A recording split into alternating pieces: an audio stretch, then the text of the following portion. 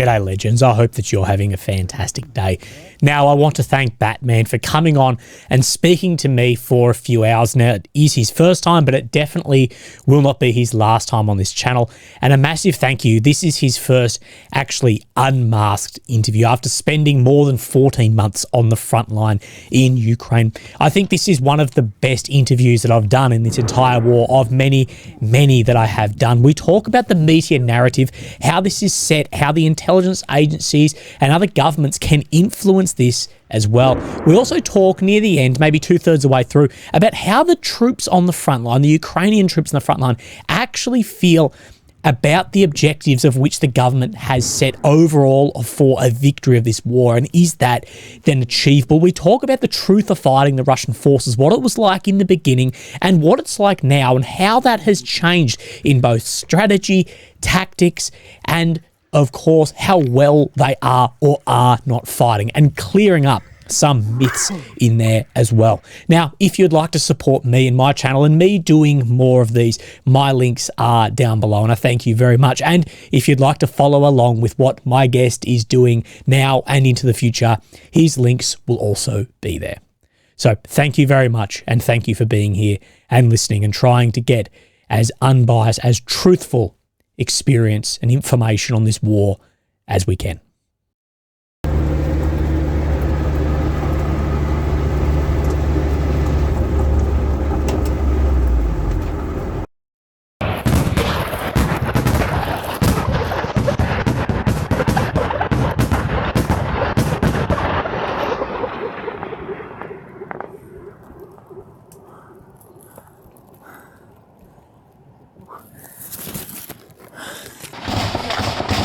Ебошим пидоров нахуй, пошли.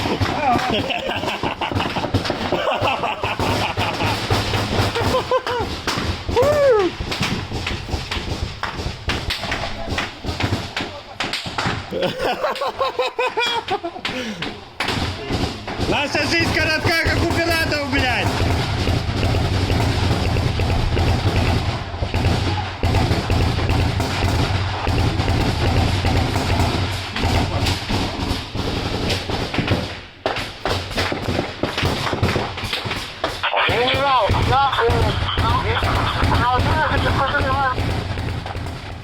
To go.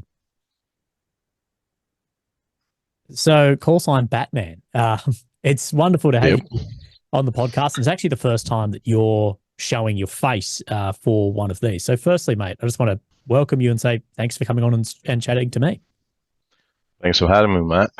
Good to be on the podcast. Oh, thank you. So, look, we got put in touch with each other through a mutual friend, just about giving some reality of what, you know, what is happening on the ground in Ukraine, what we are seeing, and I guess what the media is saying. And, you know, I put myself in that same space now that the line between mainstream media and bloggers online is, I don't think there is a line anymore with the amount of views and hits some guys get. Look, we're going to go over a lot in this about who you are, your background in the Polish military, your many, many months, not only in Ukraine, but in Ukraine on the front line as well. And of course, with a vast knowledge, because you speak both Russian and Ukrainian. So you can, you know, have a whole other element, I guess, to add. I can relate, yeah. Yeah. And the background, you know, of living in Eastern Europe as well, being from a NATO military and moving in. But where I really want to start before I guess we introduce you as a whole is, yesterday on the phone, you said, look, there's a lot of propaganda and a lot of people, both who have moved out of Ukraine and who are watching the media in the West as well, somewhat are detached from reality on the ground. And what do you see, you know, that's on the media or on a YouTube or Twitter or Telegram that isn't the case in Ukraine, like that reality on the ground currently in your time? Well, you need to consider this first and foremost. Any sort of media outlet nowadays, especially nowadays, is a complete psyop, right? There's every single media outlet, and pretty much by now most social media people, they have some backing behind them, right? Because all in all, it's all about money, right? So who pays the bills? They make the decisions whether they want that type of story or that type of story going in, going out. And then, well, you need to start to filter some of this stuff in a way that you start to see the agenda behind that information. What is the actual outlet trying to achieve giving you that information, and who these people actually are, right? I don't mean the presenter, because he's just a pawn, right? But the people that are paying this guy, right? And where does this money really come from? Whether it's coming from the US, whether it's coming from Germany with their own agendas, where it's maybe coming through a third party all the way from Russia, right? Which that can also be the case, and is in many cases. So you need to be very, very careful what you believe in, because people, especially people that have received the blunt end of this whole thing, any conflict really, they're very susceptible to psyops, because their psychology first and foremost is not up to par. They've got a lot of stress in their life, and like they really tend to catch on these very emotional things that sometimes some of these outlets put out. Like, oh, there's no middle ground anymore. It's always about extremes, right? Because extremes sell, that's one thing, and extremes also give you the best reaction, right? Yeah, So you're always polarizing. You're always polarizing the populace. You see that with everything. Just look at politics. Yeah. You're always polarizing people. There's no more room for common sense in today's discourse. Right. But that's where the money sits as well. If you think, like, look at the neutral ground reporters, and I'll put myself there, and I, hand on heart, will say I've received no money from any intelligence agency, although everyone thinks that I do. That's what they all say. That's what they all say. Exactly what we would say. But you see the extreme sides of this return 10, 20, 30 times the viewers that neutral standpoints are. And I'm not saying therefore someone's backing it financially, but I'm saying people like you were talking about then lean into that extreme narrative and pushes down that path as well. And of course, there's money to be made there as well. Yeah, sure. That's exactly the case. Like a company is a company, whether it's a media outlet or it's any other thing. People in it are just there to make money. So the narratives that you hear sometimes, and the problem is that a lot of the people, especially when we're talking about high risk areas like, I don't know, freaking Africa, Middle East, Ukraine, you don't have a lot of people that would be willing to go there and vet that information, right? Because first and foremost, they got their own lives to worry about, and they're just gonna keep doing what they're doing and just believing whatever bull crap there is on the telly. But yeah, I mean, like, it's you asked for an example. I was in Ukraine beginning of May, all the way on the front lines to meet some of my guys that I used to serve with, that I used to command. And that another psyop just dropped from the Russian side that, France is sending 100 something foreign legion troops to Slovansk, and a buddy of mine sends me this bullcrap, and I go like, bro, I'm in Slovansk and I don't see any people eating croissants and waving, the one colored flag. No, all jokes aside, love the guys from the Legion. You will see that in the Western media, it's far more of the typical Western media that I see is far more on the pro-Ukrainian side of this. Is there anything you see there that you think has a detachment from what you have seen on the ground and what your buddies and colleagues are telling you as well? Is there anything, say, in the Polish media you see and you're just like, that just isn't then the reality? Well, you need to look into what the narrative is. I mean, like, if the predominant narrative in a certain country is, we're going to support Ukraine, you're gonna see that side of the story, and for a fact, you've been there, that's not, it's not all rose-tinted glasses there, right? There are a lot of issues within Ukraine with lack of responsibility of high command for shitty decisions, corruption, massive amounts of corruption, all sorts of stuff like this that it's conveniently being either completely omitted in the West, or they just acknowledge that it exists and then just carry on with something else. Or we're supporting Ukraine. I mean, like, it's fair dues, right? If you're in for the long haul for supporting Ukraine, yeah, that's good. I mean, like, you need to keep the spirits up, so you need to keep the money coming in. You need to have your own, within your own country, the support polls for the politicians, they need to be up, right, as well, for them to continue giving that help. But sometimes you see that this whole Ukraine and Ukrainians are saint kind of a thing just goes beyond ridiculous, and people start to see through this smoke and mirrors, and yeah, that's pretty much it.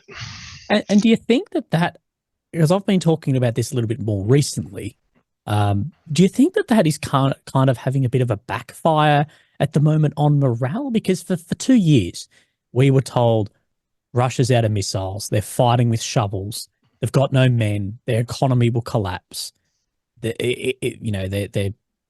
Russophobia, I guess, of the barbarians out in the East, which is, dates back hundreds of years of this as well, with examples laid throughout this. But do you think that there now is a bit of a fallover of this, now that we're seeing that Russia has essentially fixed a lot of its manpower issues? The soldiers are seemingly fighting better, and there's new versions of missiles being developed in large quantities. Do you think that there is a now backfire effect of, well, we're told this for this amount of time, and now people are like, well, this A doesn't now equal B. What the fuck is going on? I mean, like, the thing that might have backfired is it's a constant stream of info that, we're just getting this new offensive going, we've got it all sorted out, it's going to be like a Kharkiv counteroffensive, we're going to sort them out within 2 or 3 weeks, and they're constantly feeding all this type of information, and they're overdoing it, right? Because this has a negative effect on the morale of prospective conscripts, for example, in Ukraine. Well, why the hell should I join if everything is a-okay, right? That's another completely different thing, right? And when it comes to a country like Russia, I mean, like, just look for examples in history. Like, we've got the blunt end of Russia's poles for many centuries, right? And we know exactly what this country is all about, and any wartime setting is going to push certain things, right? Development of new equipment, that's going to rapidly increase. So absolutely no reason to doubt that there would be any new development happening to fit the changing situation, right? They can't get through, they can't realistically get through the air defense with something's going slow. Boom, they develop a hypersonic, right, to mitigate that. They can't keep their fleet afloat in Sevastopol. Boom, they just move it out the way, right? And it's, war is a constant struggle of, like, trying to keep one step ahead from the enemy and try to pretty much just fuck him over more than he fucks you over. And when it comes to the quality of the Russian armed forces, I mean, like, yeah, I've personally seen whole platoons and whole companies with guys with just shovels, but that was pretty much their job. They were just sent there to dig a position in a rapid pace, and that's what they did. Nobody freaking stormed our position with just shovels, right? But you need to take into consideration that even though the grunt frontline soldier that is being used for suicidal attacks and stuff like that, it's not that there is a lot of that. There's much less of that, human wave attacks than everybody portrays at. But all the troops in the back, right, like artillery, medical, drone operators, you don't really we don't really have the liberty to, we call utilize them at a pace that would be satisfactory for us. And these guys are getting more and more experience, right? Last year, where I was in the Serebranski forest in Crimea, that was the first time that I've actually seen anybody lead a vehicle with a mortar. And it wasn't like it just dropped like 30 meters away from you. No, they would calculate the actual velocity at which you're driving during using certain points on the ground that they're just observing from a drone. Then once they got your velocity, your speed figured out, then he knows at which point he needs to fire, and they were damn freaking accurate. Like either right into you or very, very close. Yeah, and I mean, like you do, it's a really big effort to pull that off with a rifle if you're doing any sort of long range shooting, right? And then you have the guys doing the same thing with a mortar that shoot ballistic. They are learning as well. They are learning as well. There's no denying that. And do you think that they're learning at the same pace that we are, or faster or slower? It's what I've seen, especially beginning of 23, right once the autumn offensive finished in 22, Ukrainians became a little bit too complacent with how far ahead they were in certain areas like drone warfare and stuff like that. Everybody was like, oh yeah, we've got these Mavics going around, and we're already dropping ordnance from them, like we're so far ahead of the Russians. And then they became complacent and didn't, for a few months, they didn't really do a lot of development in that field, which allowed the Russians to really, really freaking catch up, right? And then even for some time, they would even surpass us, right? So, for example, April till August, our drone operators couldn't get a single bird over the Russian positions, right? Because it would just get electronic warfare down instantly, right? Because you need to take into consideration that most of these high technology stuff that is not, like a remote boat full of explosives, all the small stuff, that's actually developed by individuals rather than an industry that's backed by a government. Well, on the Russian side, you've got guys with professor's degrees, doctor's degrees working on this stuff, and then the Tsar says, oh, we need 20 million of this, so the biggest factory such and such will start just pumping them out at whichever quantity you want them. Yeah, and of course supply chains might be a slight issue, but come on, there's no such thing as effective sanctions in a country, first and foremost, that has every single natural resource that it needs within its own borders. That's one. And it shares a common border with China, right? What are you going to do? You're going to send inspectors to the Manchurian border between Russia and China? It's not going to happen. So all these sanctions are just, they're there on paper. I mean, like some oligarchs can get new iPhones and whatnot, but, realistically, just look at the situation with the Starlinks, right? How the hell did Russians get new Starlinks modules to their side? Nobody was selling Russia Starlinks, but hey, a few months back, you start seeing all these Russian volunteers giving out Starlink terminals to Russian soldiers on the line. I mean, like, there's ample third-party countries, like all the Caucasian republics, Georgia, Azerbaijan, Armenia, Kazakhstan. Anybody can buy it from them.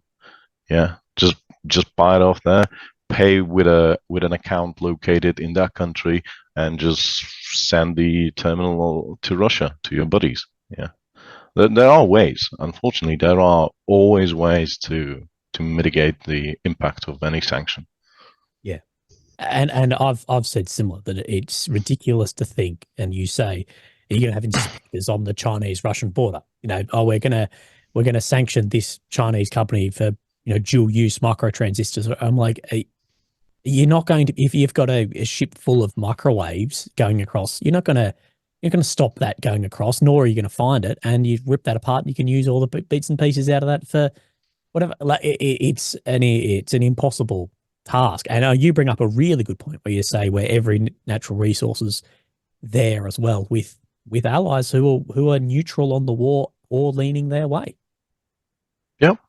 Yeah, that's the thing. I mean, like you've said microwaves, bro. Just look at the laptop market, for example. You can strip a laptop for any sort of chip that you might need in a cruise missile, right? And they did. There's already been confirmed info that they've actually did exactly that. Brought in a shipment full of laptops of a certain level of complexity, and they just stripped them all. And now they've got all the chips that they need for another batch of crudely made, crudely adapted cruise missiles. Yeah. But it's not even. It might be crude in one sense, but there's still a highly adaptable missile. That's still. Oh, you need to. Well, don't forget. Like you don't go Russian without a reason when it comes to military equipment. Yeah, it's crude, it's rough, but it freaking works every day of the month, right? And there has to be a concern about, now you've got, you used to have guys sitting in caves stripping parts apart to build bombs or build whatever. And now you've got universities and businesses and all this over there doing it with incredibly intelligent people. You don't have a space agency, similar to that back in at least the Soviet era of NASA to a degree of advancement, without having very, very smart people in maths and science. And that's where, if you read things like the Mitrokin archives, that, the science and technology exploits of the KGB was unbelievable that they could get out at the time and advance there. But is my concern of, then selling that off to other countries, Iran, send us these and we'll tell you how to rip apart some computers and build these missiles that can defeat a Patriot launcher or whatever. But yeah, it's one of those. It's a very interesting thing. I mean, like, bro, you don't really need to look far. I'm just going to cut you off there. Sorry. You don't really need to go far, right? Just look what we've done as the Western world, what we've done to Africa, right? That's the trash bin of the world at the moment. You look at all the heaps of containers full of electronical waste that's just being dumped on the shores of Africa, right? And then you've got a lot of willing souls that are making a living just stripping all that stuff off, right? What's the problem? Yeah, absolutely nothing stopping anybody from getting their hands back on that. Yeah, so it's all just you can look good on the telly saying, oh, we're going to sanction this and that. There's absolutely no realistic way of actually enforcing that, unfortunately. Yeah. And unless you start sinking ships, right? Yeah, exactly. But is that creep of escalation going to take place? Well, we don't know yet of where or why the West will stop or start further escalation. No, I don't think it would, because take into consideration that the a lot of Western governments are still getting the petroleum products that are being made from Russian petrol, from Russian crude, and you just look at the shipping manifestos of some of the ships that are calling in at all those Russian ports that take crude, right, like Novorossiysk and all those other places. And just look where that stuff is going. Of course, the ship is going to be registered in like Liberia, Sierra Leone, or Panama, or whatever, right? But just look who the freighter is. Look at the manifesto, because most of them are available online. That's another thing about PSYOPs. People never care to look these things up, right? Even though a lot of the stuff is open source, right? They never care. They just believe what's there on the telly, and everything that the telly says is saint, and so it has to be like that. That has to be a fact, right? You mentioned earlier, and I'm sorry, we're delaying your proper introduction of who you are, but you mentioned earlier about corruption in Ukraine, and this is something that I think was, very prevalent before the war in the mainstream media, because I was in Ukraine, you know, pre the 22 invasion, post the 14 invasion, of course. And then sort of no one talked about it. And then you hear it mentioned here and there. And if you mention it, you get labeled, I guess, as a pro-Putin sympathizer, even if it may actually be in the best interest of the soldiers on the ground. And, you know, there's been checks and balances questioned by other leaders around the world of, hey, look, if there's $1 billion going in, let's, at every decision over $1 million, need a check and balance and someone to sign off it's going where it's going or whatever. But if you bring it up, suddenly you're siding with Russia, even if I believe it has the best effect for the boys on the ground. How much effect on, I guess, the troops at the front do you see that corruption is having, and how prevalent is that from someone who's spent time there? And we'll put some photos and stuff up as well.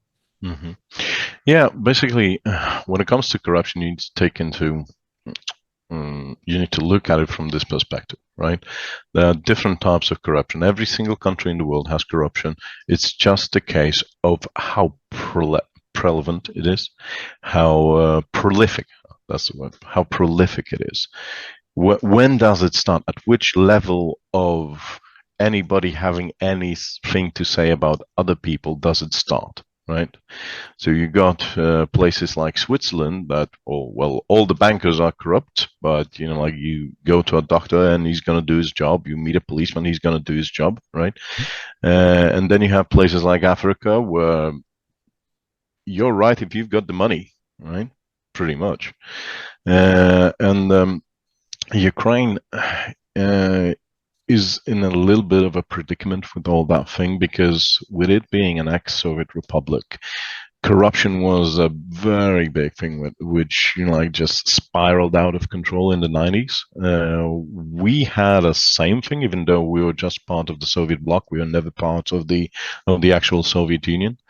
We were a satellite state. We also had a lot of corruption, you know, like police taking bribes, you know, doctors taking bribes and stuff. But we actually dealt away with that because everybody said, like, no, this can't freaking continue because it infringes on your development.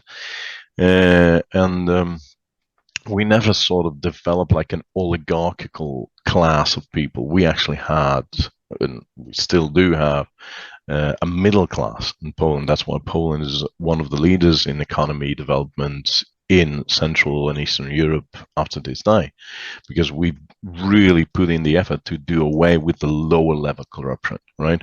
Higher level, that's always going to be there, right? But at least we've cut up the lower level, right? Unfortunately, Ukraine and other places like that, obviously Russia, Belarus, they have developed what's called an oligarchical class, right? So there's a lot of, everybody's pretty much super poor, and they're, you know, like doing all sorts of crazy things on the side to make ends meet, off the radar, off the grid, and stuff like that. And then you have the ultra rich. I mean, like several Maserati and Bentleys worth of rich, right? The rich, which are on a complete unimaginable scale, right? A guy that owns half the country, right, for example. And that causes a lot of opportunity for corruption, right? And since everybody, that's a big thing in Ukraine that I've actually seen. Well, people, instead of looking at this whole shit and saying, like, we need to do away with this piece of shit, right? Because there's one or two guys that are running the whole show, and that they can buy off everybody, right, to make your life miserable. Instead of doing away with that, they're looking up to people like this. Why am I not a guy like this? Or if he's doing it and everybody's doing it, why should I be the last Mohican and not do it, right? And it just spreads down lower and lower and lower, right? To a place that, well, when we're talking military matters, I know a situation that a company commander, relatively low, right? You would agree that in a conflict like this, a company commander is relatively low. He was asking for bribes from his soldiers to put them on his schedule for leave from the front line. I mean, like, come on. Uh, it is a problem. It's a really significant problem. You need to have a lot of checks and balances, but I don't think it's at this particular moment. I don't even think it's enforceable in a country like Ukraine. I don't think it is. Mm. Like possible to stop it and get around it, you mean? Yeah, I mean, like it's a for us, for example, it was more about the complete change of mentality of the entire population. Mm. That everybody, like literally everybody, said no, right? Yeah. Because we had a really good incentive to do away with that because the European wouldn't have us unless we'd done away with it to a certain degree. And then, like we'd done away with it, we've seen how rapidly we can develop with this whole thing gone. And everybody was much happier. Even the guys that were taking bribes were much better off with the opportunities that a non-corrupt system actually gave them, right? Than they were during the good old days, right? Mm. Quote unquote. Ukraine still has a very big mentality problem when it comes to corruption because I had a personal situation with a friend of mine. She was she just needed to go to a doctor to get some sick leave, and I can see her just preparing an envelope, and I go like, "What are you on about? What I mean, like, what are you doing?" And she's like, "Oh, you don't understand." And I go like, "No, no, seriously, bro, just are you legitimately sick? Yes. Okay. Are you going to a private clinic? No. Government. It's like, why the hell do you need to bribe a person if he's just doing his freaking job, Mm. right?" Yeah. How much effect does this have on the front line and like morale on the front line of this? Because if I was a soldier, if I was conscripted or I volunteered to go and fight, and my company commander was getting rich off bribes, and then that ran up through the government making decisions, and Hmm. we have seen in Kiev Independent does a lot of reporting on this bloke's been arrested and set a like there was one the other day. It was like the transport minister or something like that, or minister of agriculture or Hmm. something, has been Oh arrested, yeah. and it was a $500,000 bond, whatever it is, to get out, and paid it. Like Yeah.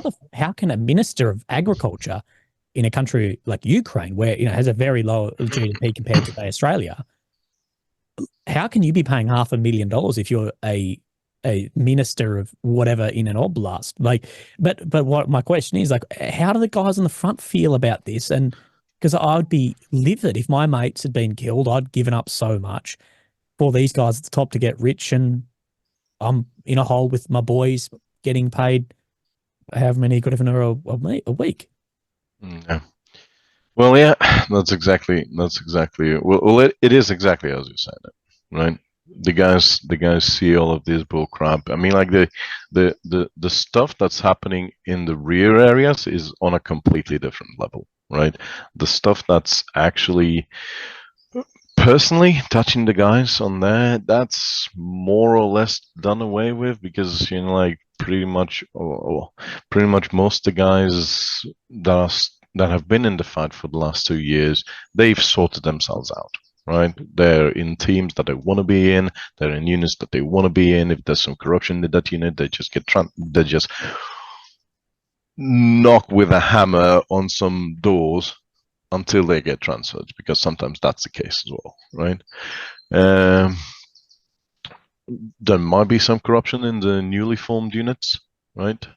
But I don't like to give examples when I don't have real life examples that I've experienced. But what I know that the guys really, really don't like what's happening, especially in the rear areas, right?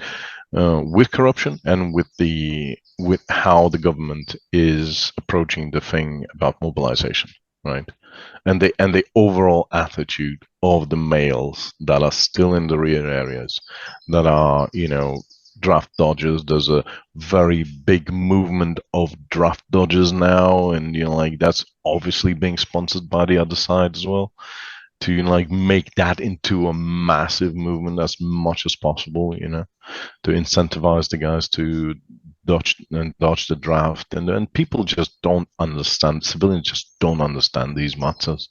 It's like if we pool all of our resources now and we achieve a 10-to-1 advantage in manpower, we're gonna push them, and it's actually going to limit our losses, right? I mean, it's really difficult to talk to people that have not been there about things that are happening then, why they're happening this way or the other. And, well, yeah, corruption, massive impact. I mean, like my second in command, the guy that was my deputy, he used to be a prosecutor in the Dnipro Oblast, and he just said one day, I just went on the government tender website, and I'm never coming back there again. Yeah. Yeah, pretty much. Do you ever think, because I've been thinking about this a bit recently, that you could see something similarly to what we saw Wagner BMC? You know, they got stuffed over on the front line by, you know, the MOD in Bakhmut with large losses, and then we saw them turn around and march the way, you know, through areas of Russia back that way. Do you ever think we could see something like that in Ukraine? Like say the government signed a land concession deal or something like this. Do you think that some of those units who the men have fought incredibly hard, they've all sacrificed so much, and their friends and family, do you ever think we could see something like that?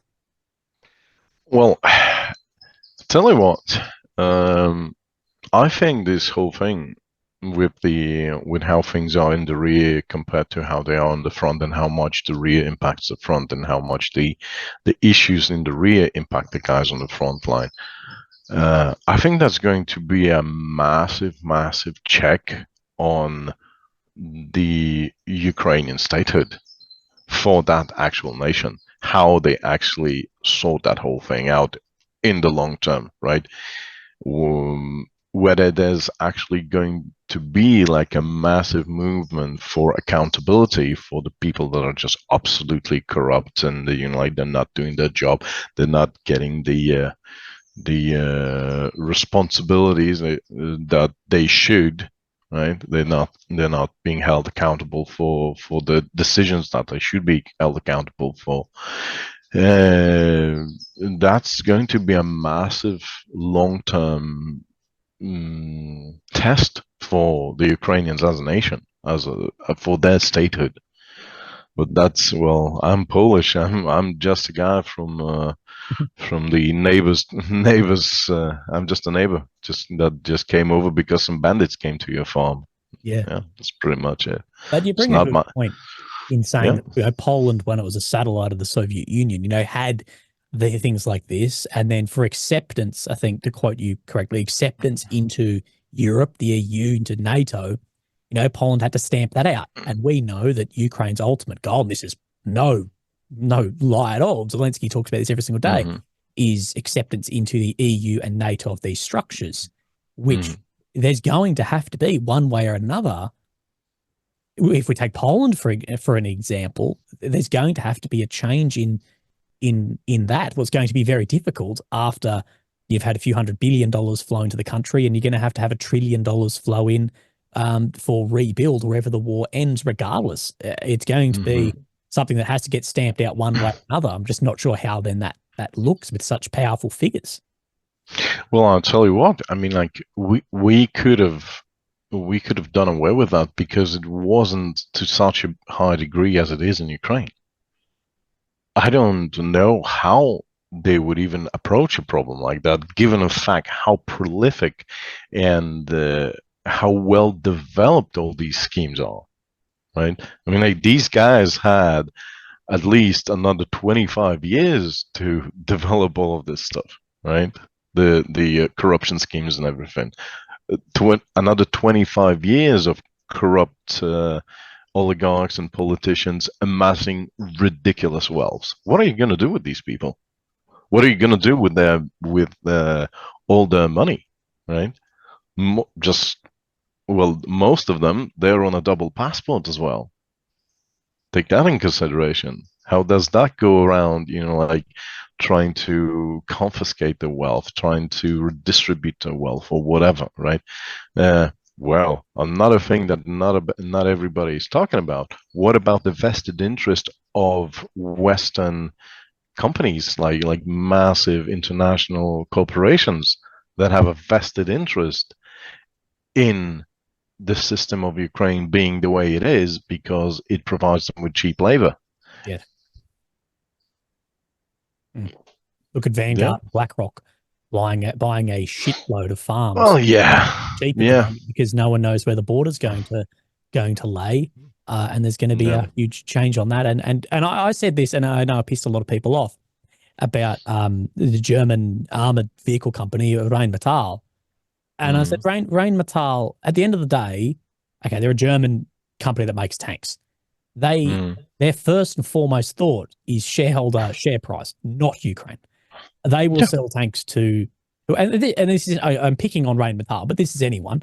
It's like that meme of Gaza, Israel, where it's like my tax dollars over here, and somehow also my tax dollars firing at each other.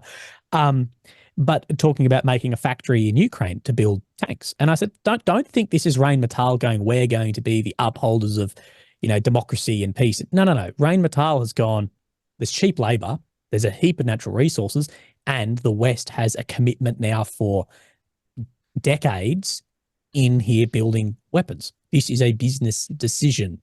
It makes no sense other than that to build it inside Ukraine or to build it inside Poland, other than those conditions are met there. And of course, that's facilitated by shadow economies and higher ups taking some off the top as well.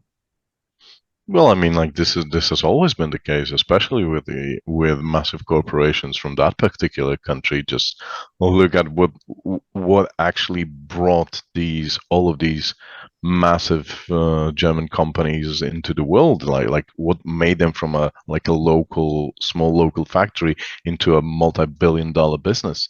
And like you dig deep enough, you might just find out that it had something to do with a guy with a little bit of a mustache a few years back. Exactly like the meme you see at the moment of the BMW badge with at one point a swastika on it, the BMW badge this month with the gay pride flag on it. It's business. Yes. It is business. It's all business. It's all business, and it always was. Yeah. Look, sorry, we're now 40 minutes in. We haven't actually formally introduced you or what your experience is, mate.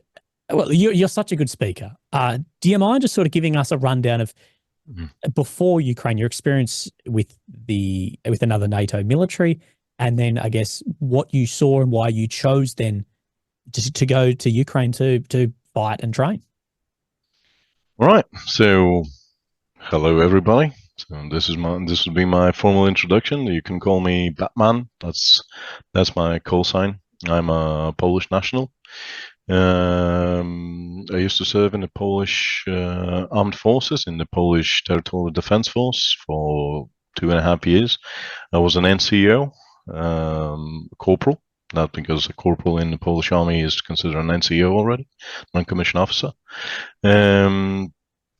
After I've apart from the military side of things, in which I was on one of my jobs, apart from recon and being a sniper, I did also work as an instructor for non-commissioned officer courses in the Polish army. Apart from all that military thing, I'm a security professional, a contractor. I did close to 8 years of work between Africa, Middle East. Recently, I've even visited a wonderful place called Haiti, when that was still a thing. And so I was an instructor for anything to do with safety, security, firearms for the better part of the last 15 years. A training director for a few internationally recognized security companies and security training companies. And when it comes to Ukraine, I've been to Ukraine helping them out with a little bit of a project, nothing kinetic, just trying to help them set up some training centers back in 2015, and I had friends at that time, from that time. right before the war, I was still working as a medic at a COVID hospital, right? Because that was the need. We still had something called COVID, which magically disappeared on the 24th of February 22. And so sometime around early mid February, I get a phone call from a buddy of mine from the US saying that, oh, listen, we're deploying the 82nd Airborne to Rzeszów in Poland, and we need interpreters. And we know you speak Russian, Polish, English, you could be of an asset if you're willing to do that sort of stuff. We know that there's something going to kick off. We just don't know how much of a scale it's going to be in. Or they just didn't want to tell me, right? So I said, yeah, sure, not a problem. I was at the border already on the 19th. Yeah, the 19th. And few days passed. They couldn't get their head together to get all the clearances and stuff like that. Comes 24th, shit starts hitting the fan, and I start getting phone calls from buddies of mine in Ukraine. Can you just come over, pick up the family, because I can't give them the car. Everything is fucked. I don't know who to trust, right? Can you just come over, pick up the family, because I'm already going with my family car to my unit, right? All right. 2 more days to go back home, grab a set of PPE, and drive my Audi A6 towards Kiev. Managed to get a few people out on that first run. Brought them over to Romania via Moldova, because that was still a more or less accessible route without massive time being spent on the border, stuck in traffic. And then while I was in Romania, I just thought, right, listen, I know how to do this stuff, right? Asset extraction is something that I've already done in my life. I mean, I can start doing stuff like this. And there was already a lot of contracts from international security companies to do this sort of stuff roaming around. So I reached out to a few people. And the contract side of things for me is always a form of financing the extraction of the civilians, right? So like, well, you want me to take out to snatch and grab a BBC employee? Not a problem, but he's taking 20 people with him on that convoy. Yeah.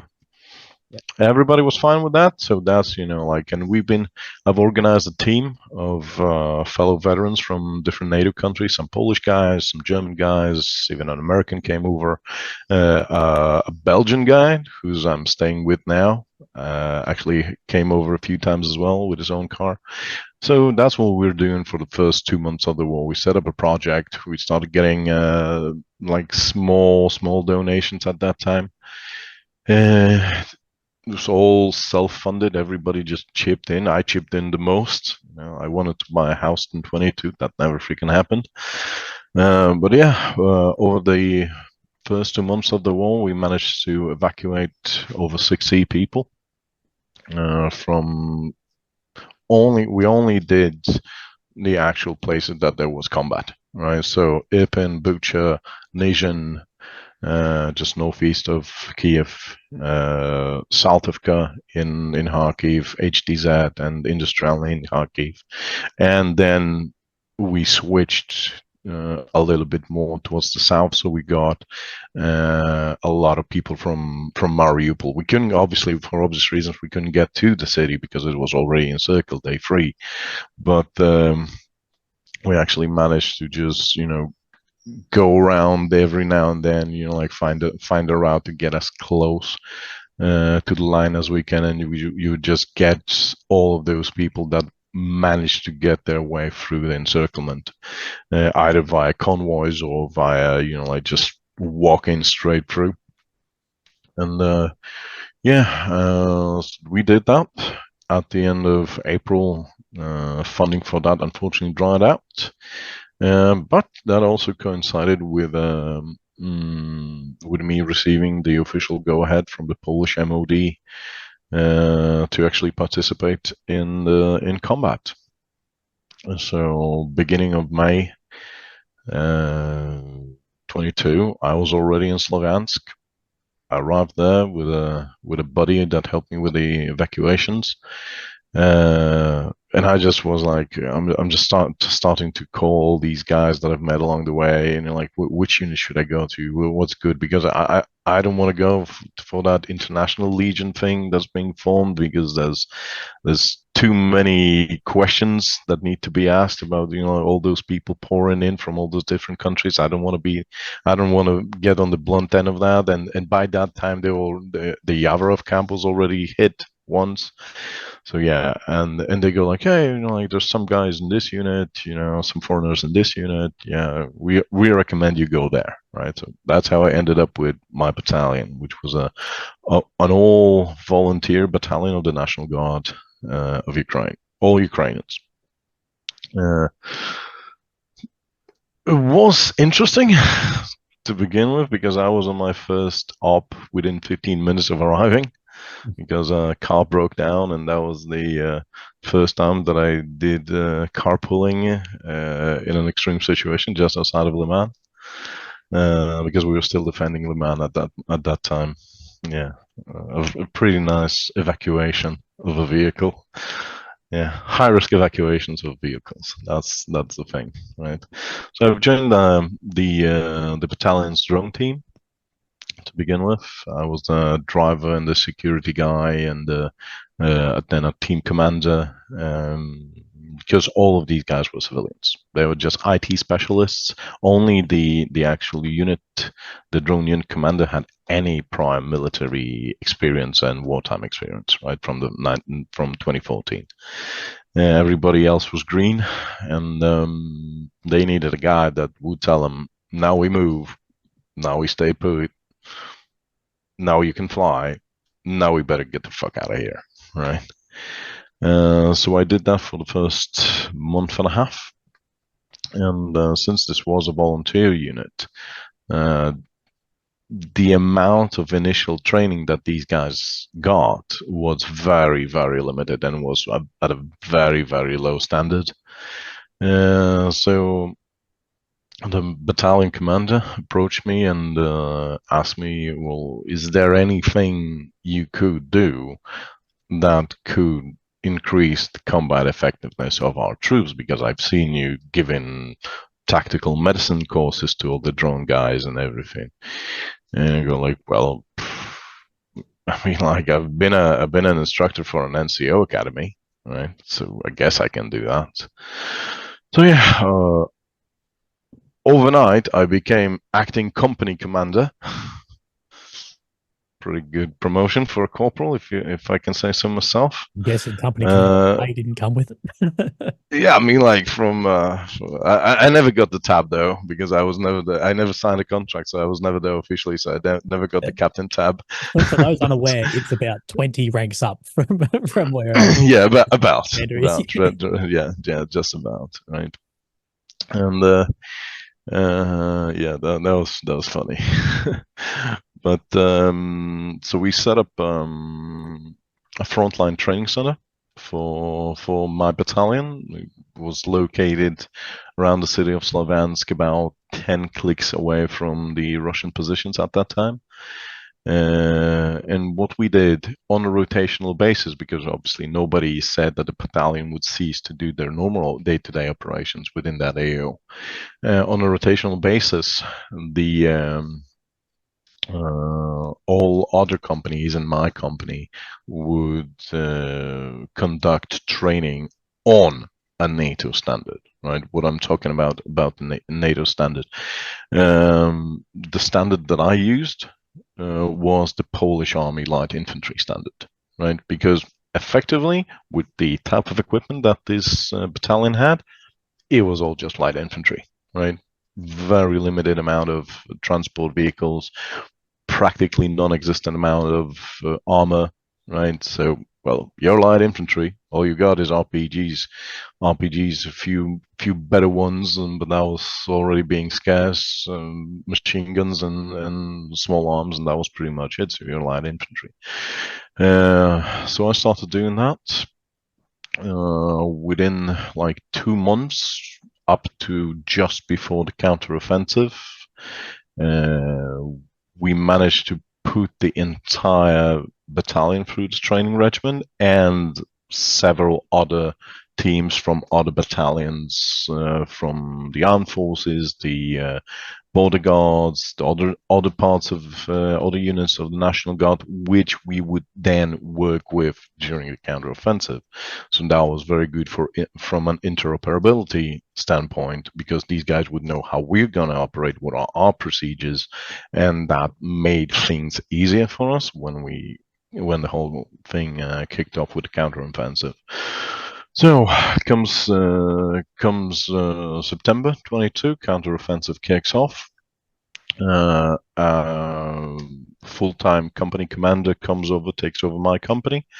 I then get sort of transferred to becoming a reconnaissance unit commander and the head instructor for the battalion. So we kick off the counteroffensive near Liman with the initial attack on Liman, two-pronged attack, one from the south, one from the north. Me and my team, we are on the northern prong, going through Sturove and then passing the encirclement from the north flank on the city of Liman, and then continuing the counteroffensive towards Toretsk, then turning north towards Yampilivka, Terny, a lot of fighting in Terny, and then going a little bit further down the road to Nevsky, the first village of the Luhansk Oblast that was actually being liberated at that time. After that, we were transferred to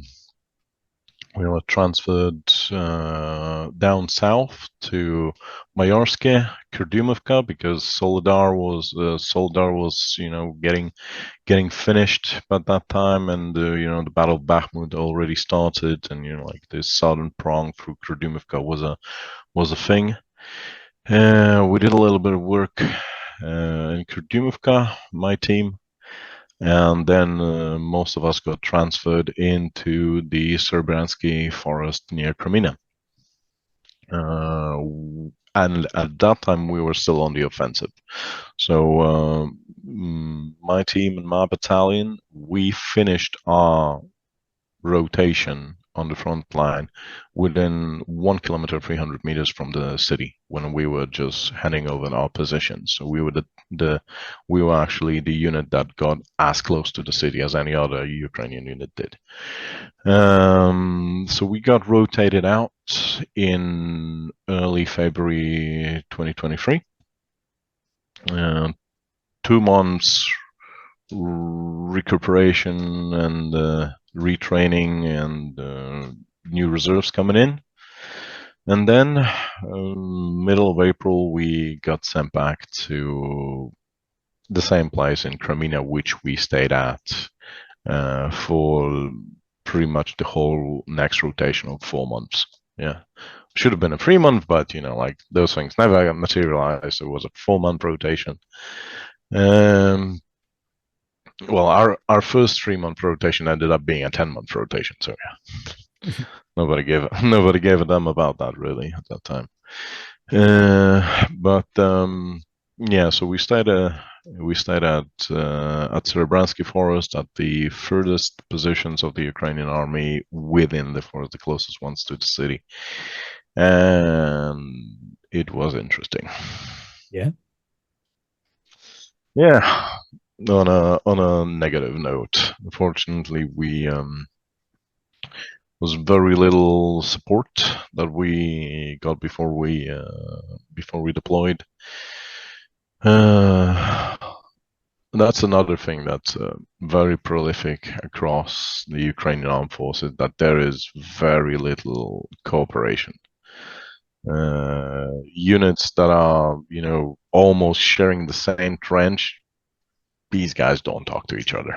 Yeah, it's down to the local sergeant, the actual guy manning the position, to walk up to his neighbors to get some comms going, because the staff offices, no, they just they have a very old way of running things. Let's call it that. I mean, like some are good. I mean, like there are really marvelous units that are really going with a NATO standard, but yeah, most of them still are deep within the Soviet way of running things. You know, like I'm the battalion commander, or I'm the brigade commander, and you shall make sure that all your grass is green, right? All that sort of stuff. Yeah. But yeah, so we finished our rotation in August 2023, and then my battalion was transferred to a different brigade, and the new brigade decided to equally and fairly dissolve my entire battalion into other battalions. So my battalion ceased to exist. The new brigade commander decided that at that time foreigners were not needed anymore. So for me, I just said a few kind words about this whole situation, and I just packed up and came back home, and within a month and a half I was already on a paid gig in Haiti. So that's pretty much my story. There was a situation which you spoke to me on the phone about yesterday, about where you're in a position, I think in Kremenar, where you'd held a position for a number of months. Then there was a handover takeover, and the position was lost within a few days. Yeah, it's a thing that you need to take into consideration, that combat experience is always going to be better than any sort of training, right? I mean, like training, what it actually does, if it's done correctly, it should give you the tools to use, right? It should give you schemes that if you follow them, you are increasing your chance of survival. There's never a 100% chance of survival, because down the road it's all down to luck, right? In most cases, but training gives you the tools and the skills to actually limit the amount of stupid things that you do, and the exposure that you put yourself into that will inevitably get you killed sometime down the line, right? But when it comes to actual combat, even the best trained soldier might completely freak out when real bullets start flying, you know, real ordnance starts falling on your head. It's a psychological thing, first and foremost. There are ways in which, in training, you could get people accustomed to these sounds and stuff, so they know what's really dangerous for them and what's not really dangerous for them. Yeah. But you know, no one's gonna. I think you understand what type of training I'm talking about, and you know exactly that no one in their right mind, when they're a battalion commander or brigade commander, is going to sign off on stuff like that. So it's one thing having an overhead machine gun firing, you know, a couple of meters over your head, and it's another thing someone staring down a bloody sight at you running through somewhere, or the real risk of coming through the smoke and coming to someone, or the first time you ever see like enemy ordnance, you're like, holy, like this is real, like that. It's a really weird thing. A lot of people, I think, put that on a pedestal of, I want to do that because on Call of Duty. It's not a good. It's never nice. like you know. It's never something to be. Yeah, how deadly this stuff is. Yeah, but then on the other hand, you start encountering this situation where a mortar round just explodes in between two guys that had like 10 meters apart from them, and not a single freaking scratch on either of them, right? well, of course you get concussion, you know, like you get your TBIs and everything, but there's not a single freaking scratch, right? And then you see a guy getting his head torn off by a piece of shrapnel that came in from a round that landed like 60 meters away. Yep. Yep. No, it's luck. Yeah, it's Um, luck, and the lack thereof. Yeah, yeah, that's just the thing. Yeah, and you start encountering all these things, and you start, you know, like figure out the best way of coping it, not to, because if you're going to just go face down every single thing that flies over your head, well, you're not going to be combat effective within fucking 5 minutes, right? Yeah. Because there's so much of that, right? And you learn, you really learn, and you learn fast when there's a lot of fighting and in bombardments going around you all the time. Yeah. Can you tell me about the time when you were with a unit training, and I may mash this up, but then the unit was failed their certification, but was sent anyway with a single PKM and 2 Maxim guns. I think you said to me on the phone. If that's Yeah, the story, we had a long chat yesterday. I was taking notes the entire time. Yeah, not a problem, right? So basically, it actually comes back to your previous question that I actually didn't answer about, you know, like people losing the positions, right?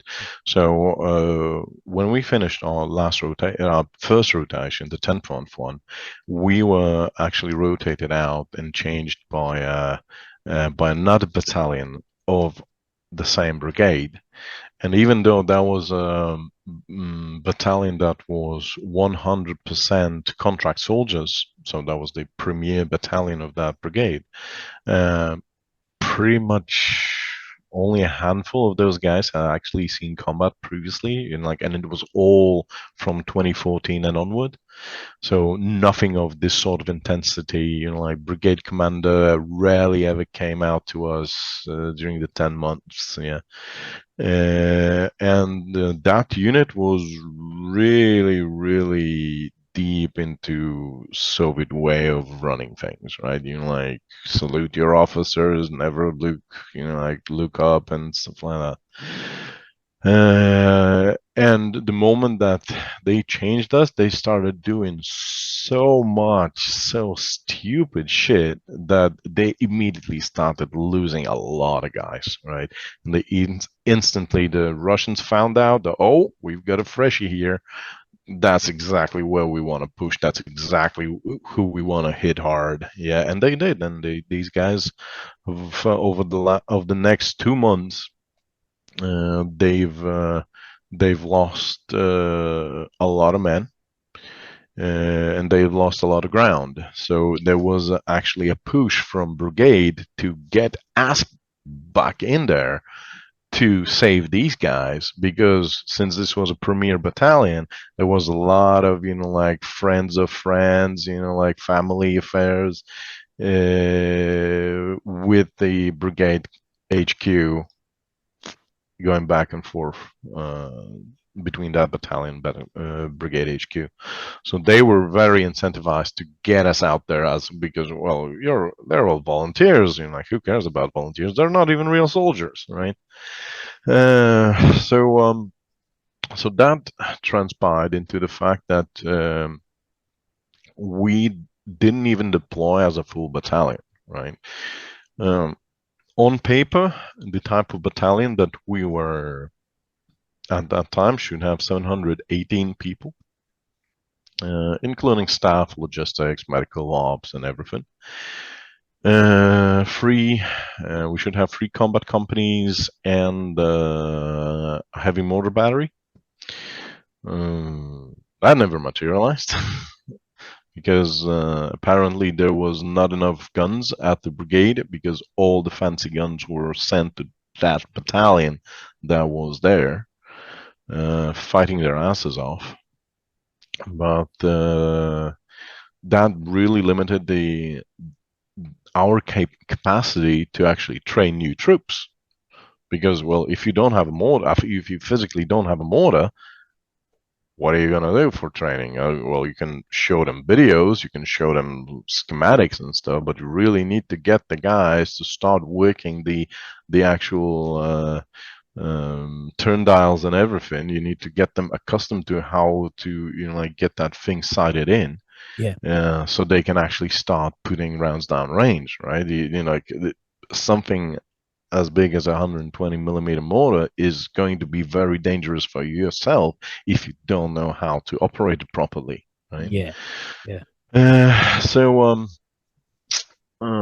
things started escalating fast with that whole thing because we had to abide by the standard military training regimen that was written in the law for Ukraine for this type of battalion, right?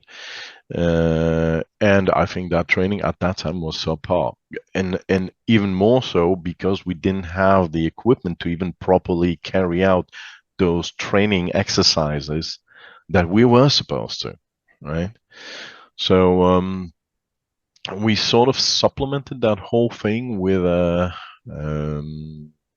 the type of training that we did in Slavansk for all the guys that have already went through our battalion, and it was pretty.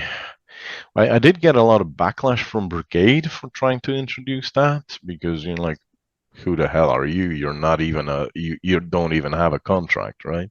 There's no such position in our battalion as the chief instructor, right? We don't have a position like that in our battalions, right? So who the hell are you? Who the fuck do you think you are, right? But fortunately, there were a few guys, a few colonels from the Spec Ops that came over from Kiev to like supervise this whole process, and I've actually spoken to them on behalf of the battalion commander. He briefly explained who I was, what did I achieve, what was my purpose in the battalion, and they said like, bro, great to have you here. The only thing that we want to ask you for is just grab one of those brigade lieutenants that is running the training from the brigade side and make sure that you write up the training plans as they are, like fucking paperwork, right? Because every country has their own training paperwork templates, right? So they just wanted me to make sure that the templates would, in case of an inspection, right? So it's like, not a freaking problem, right? So we managed to get that going, and this was always an extracurricular activity because we needed to follow the normal plan, and then we added our plan on top of that. So there was not a lot of sleeping for those guys, but it really paid off because then when we deployed, we changed that battalion. Over 14 months of combat, constant combat ops. The battalion started off in Rubizhne, right next to Severodonetsk, suffered quite significant losses, about 50 guys killed and wounded. And after that, the guys more or less were getting trained to a certain standard, and it really paid off. Over the 14 months of combat that the battalion was in, we only suffered 57 KIA, about 250 critically wounded, like properly incapacitated, amputations and such, and another 400 odd lightly wounded, but like concussion damages also considered a light wound in Ukraine. So, but hey, 57 KIA, show me a battalion that can say the same thing over such an extended period of constant combat, right? So the statistics is behind us. Me and my guys have already proven to pretty much everybody that what we do actually makes sense, right? And it's very, like people just over the times were like asking, what the hell did you teach these guys, right? And I go like, I've told them not to make stupid things. I've taught them how to care for each other, how to look out for each other's backs, how to do tactical medicine, number one thing, because you are the freaking medic when your body gets hit, right? So tactical medicine up to a decent level, I would say CLS should be the new standard for all medical training for all troops worldwide. Well, maybe not in Russia, but at least in NATO, we should stop going ALS only. We should do CLS for everybody. Trench warfare, yeah, because you're going to be static in most cases. And just make sure that you care for each other. For fuck's sake, man. Yeah. Because if you know, like, you get buried when a mortar shell hits your dugout, right? It's your buddies that are gonna be digging you out. If you have if you allow certain things that are very typical of Ukraine as well, or any army for that matter, you know, like alcoholism, narcotics, and stuff like that. If you allow that to be the dominating part of what's happening, you're just going to have a completely ineffective unit, because half of them are going to be drunk all the time, half of them are going to be on something all the time. They're all going to hate each other because they've been through a million fights in between each other, and it's just going to get everybody killed, right? But if you've got a good bunch of guys that care for each other, that look after one another, and the sergeants and the officers, they're actually looking every single time they're making a decision, they're looking to how is this going to affect the likelihood of my troops coming back alive, what I need to do to make sure they have everything to fulfill the mission, and only after that, okay, is this mission viable, or is it just like a suicide, stupid bullshit that I should just deny, right?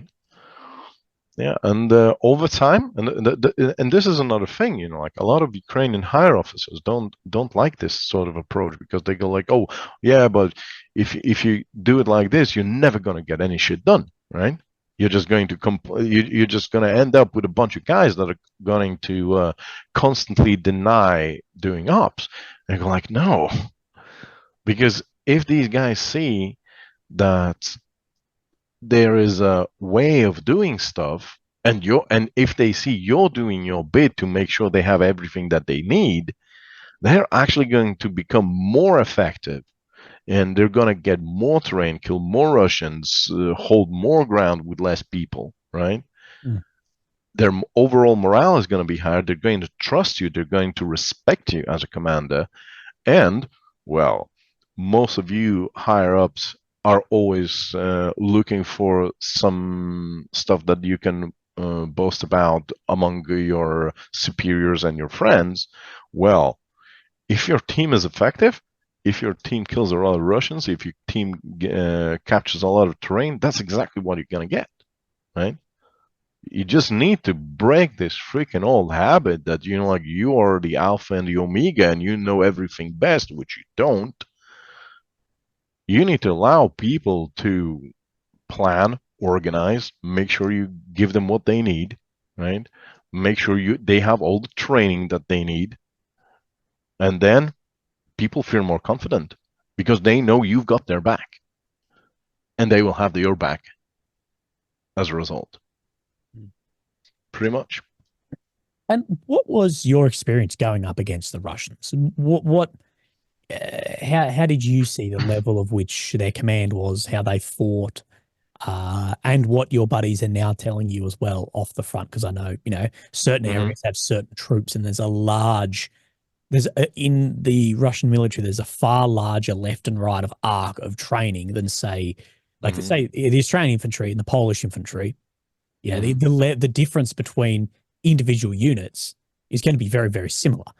You know, regardless of what insertion method they have, there might be some difference. But it seems like the Russians, you have anywhere from these guys who have no idea what they're doing to guys who really know what they're doing, and it's just because they're from a different bloody region. What was your experience going up against the Russians? And do you think that the informational space of these are just guys with no training heading out there. Is that true in some cases, true in no cases? What's your experience there? Basically, the most of the Russians that I've encountered, they were exactly as I've said previously. So the line troops, they were very poor, right? But second line troops, third line troops, they knew damn freaking well what they were doing, right? And you need to take into consideration that sometimes you're not going to only have the first line troops conducting an offensive operation. You're going to have second line troops like Spec Ops coming over and doing some stuff during the night, for example, going on recce missions, going on snatch and grab operations and stuff like that, right? And these guys really freaking know what they're doing, right? They've got there is, as you've said, there is a very wide range of capabilities within the Russians. I mean, like most the guys that we've encountered during the initial phases of the counter-offensive, these guys had absolutely no motivation. Their equipment was absolutely shit, right? All they did was run, right? Hand on heart, I can say we didn't do a lot of fighting, right? Because there was nobody to fight, because they fled before we got there, right? But does that play into the attritional warfare phase too, though, of giving up ground for time and falling to better positions, and then and you take into we know Russia is good at attritional warfare. Like we know for a fact through history, hundreds of years. And that's exactly that, and they actually do follow their doctrine to the letter, because like even though their first line and second line troops fled, right, their immediate reaction to that would be just to cover the entire area with landmines, right, with artillery, with rocket artillery, just completely do area denial, right, which would slow our pace, obviously, right? So that was their reaction, like you see these guys that are becoming really freaking clever, right? For example, in the Crimea Forest, there was a situation. It wasn't my unit, but the guys from the 95th Airborne that were just right next to us, they said that like they couldn't figure out where a tank was engaging them from, right? The drone appraisers couldn't pick out where this guy was shooting from, and he was very freaking close, like 200-300 meters, right? And only after they've pushed the line and they actually came across the whole installation that the Russians did for that tank, turned out that these guys have dug a tank-wide trench that was 500 meters long, put camo netting on the whole length of it.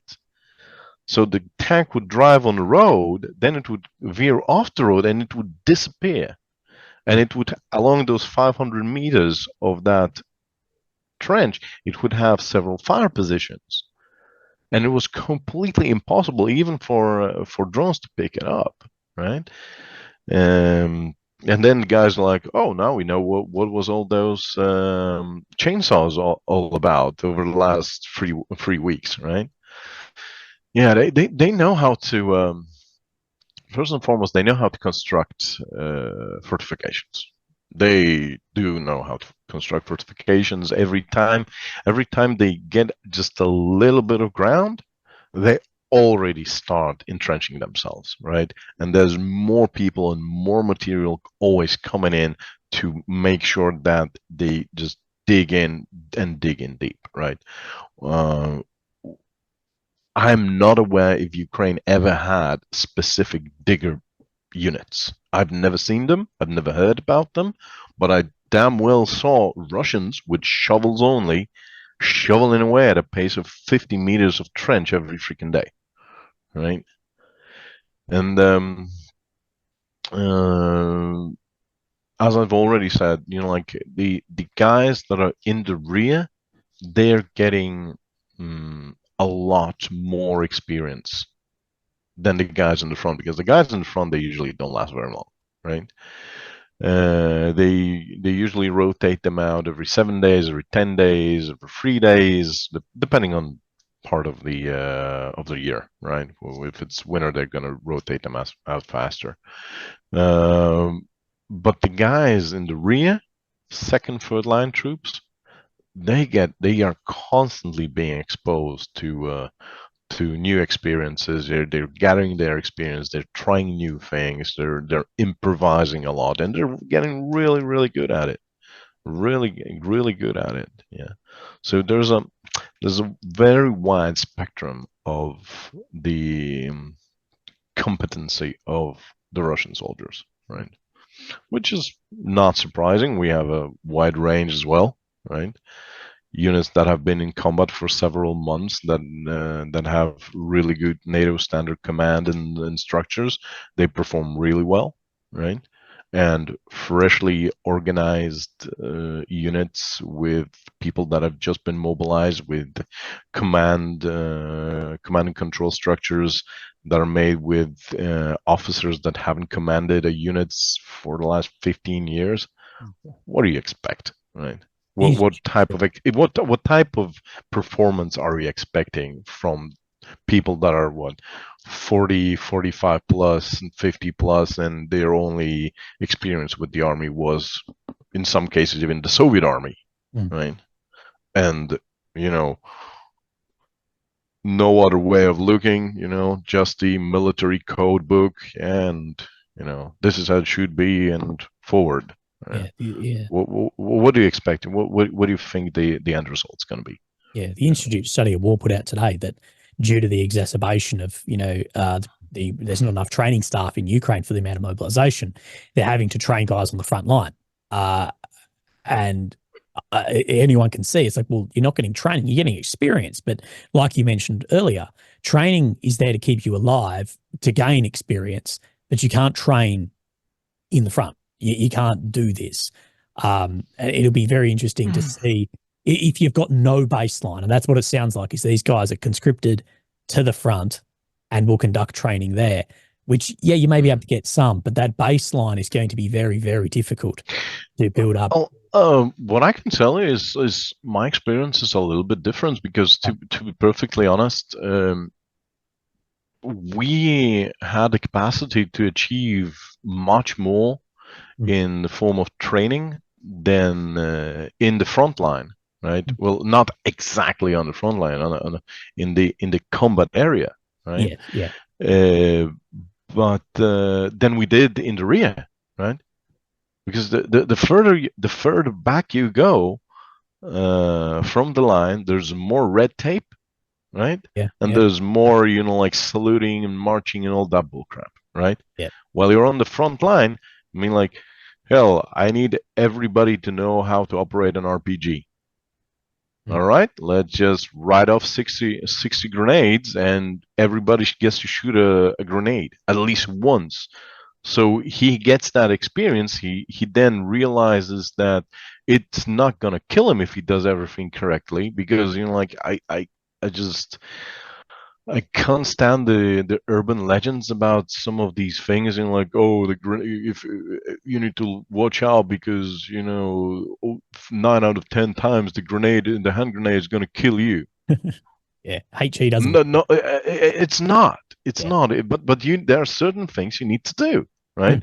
And then you take your first apple, you pull the pin, make sure that it's held in the hand as it should be. Make sure you throw it correct way, right? Make sure you take cover once you've done it, then it explodes, nothing happens, and then you've already got that experience that, hey, maybe this will not kill me every single time, right? So you need to utilize the frontline training in order to break a lot of these myths and make people more confident about what they're doing and how they're doing it. And weapon familiarization is a big thing, because like everybody knows what's the ammunition limits for training in peacetime for pretty much every army in the world, and it's not sufficient. Yeah, and sometimes when it's something more complex, like an automatic grenade launcher, not everybody's going to get that hands-on experience. Yeah, but if you're in a trench, right? You say you're like a squad of infantry, and you've got an attached automatic grenade launcher team, right? Well, these guys get killed, right? Because the mortar shell just cut them down, right? Mm. If you guys don't know how to operate it, you're losing a very, very potent asset Yeah. that's there, right? So, my way of when it comes to weapon thermalization, I wanted to make sure that uh, every single soldier in the battalion would know at least how to load and aim and fire Yeah. every single weapon system that we had in our expo at our to be utilized by our battalion, Yeah. right? And we did that, and freaking paid off. I mean, Oh, like yeah. we had to write off a lot of stuff for combat operations that never happened, right? Yeah. But because there was no other way, like the brigade would ask, "What did you use 130 grenades for?" Right? Yeah. Uh, Combat operations, Yeah. Exactly. this direction, Exactly. right? You So, mentioned before about the Russians they're gaining a lot of experience in their second, third lines, and that front line is, from what I'm seeing, following attritional warfare doctrine. But you say anytime they get an inch, they're digging in and they know how to dig in well. How does that for you? How do you feel about where this is going to go, this war from here? I know this is large scale, general, bloody officer type stuff, but do you have a pessimistic or an optimistic outlook? Because we saw what the 23 offensive, had failed in areas, and these lines have got significantly stronger since then.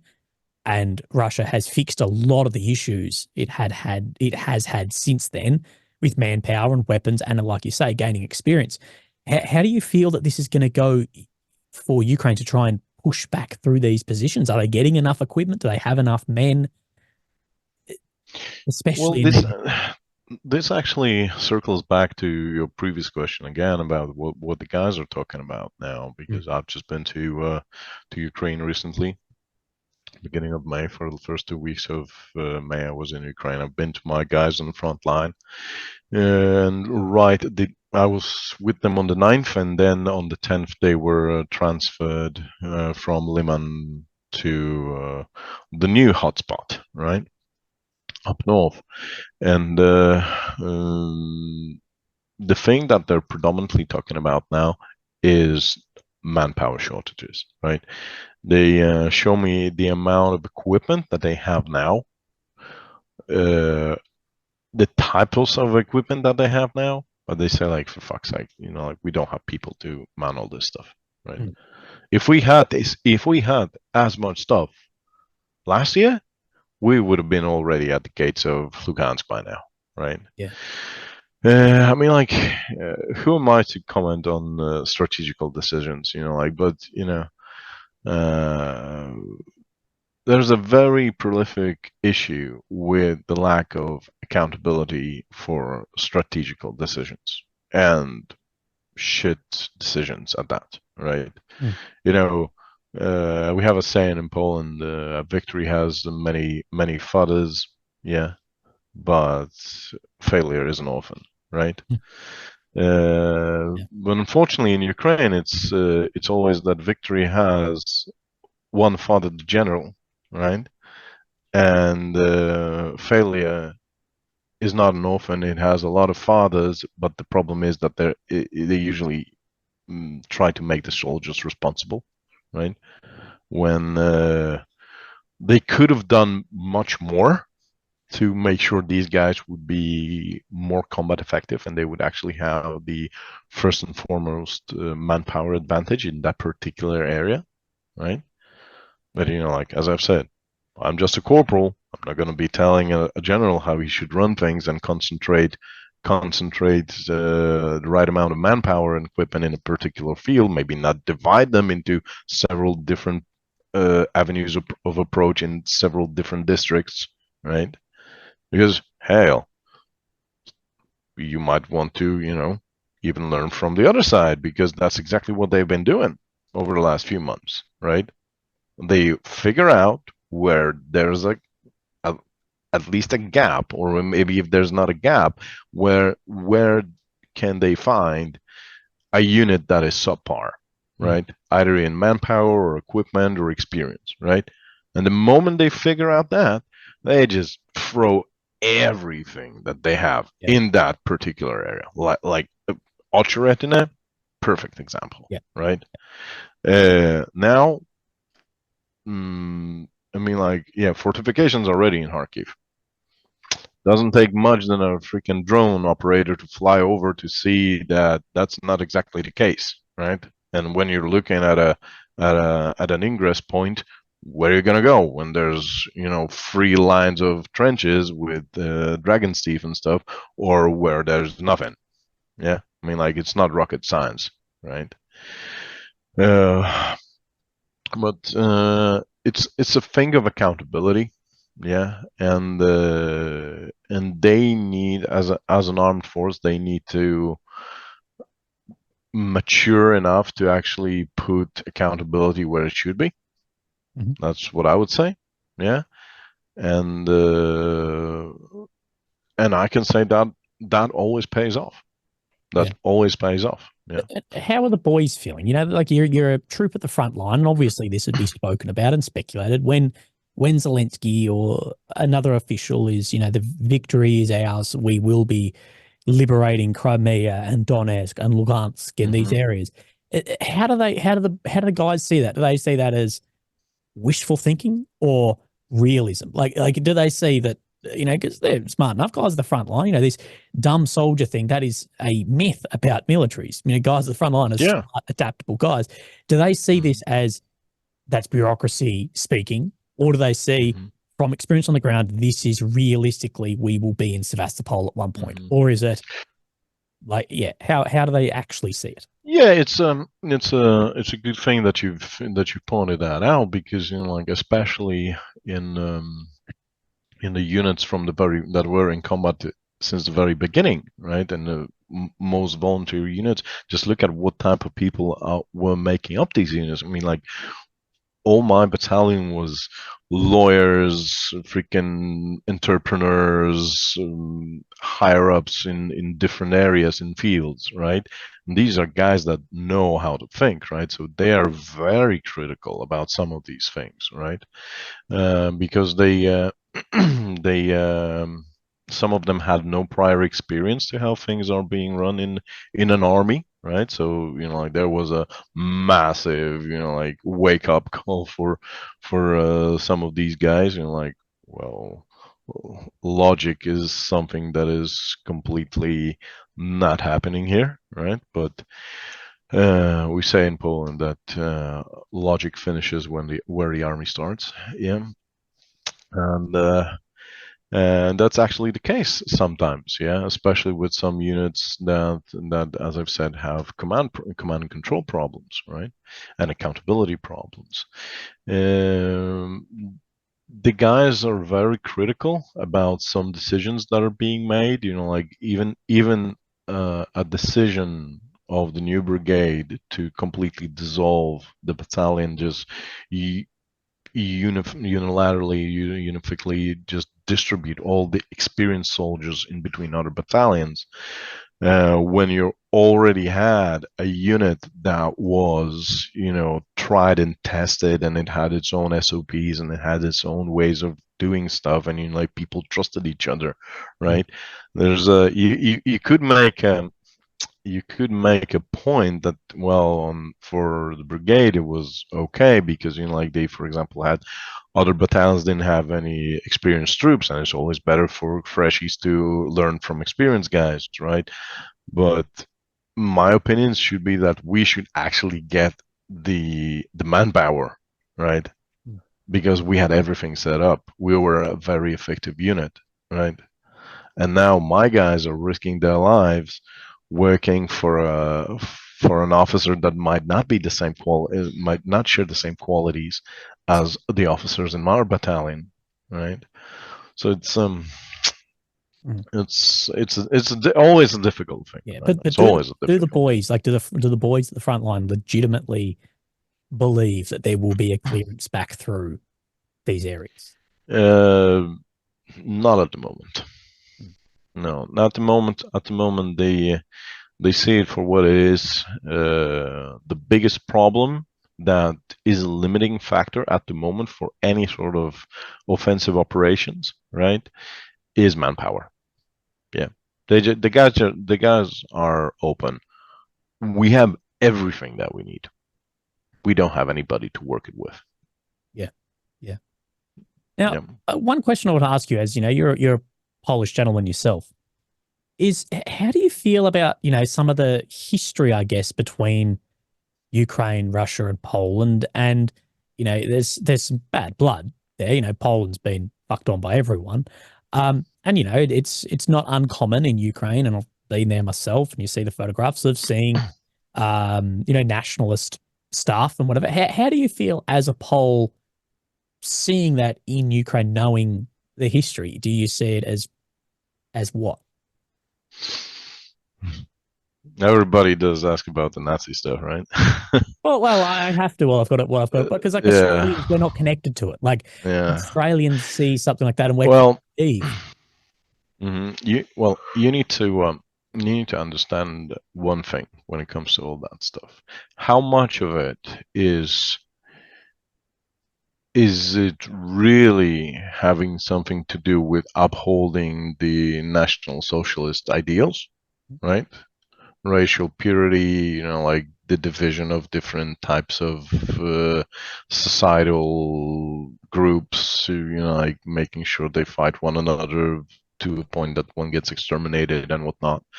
And how much of that is it really there, or how much is it like a sarcastic backlash against the Russians just out there calling everybody they don't like a Nazi, right? Well, you're gonna call me a Nazi? Well, I'm just gonna put two Zegrons on my tab, and we're gonna have it that way if you want it, right? And there's a lot of guys that are just joking about this whole thing.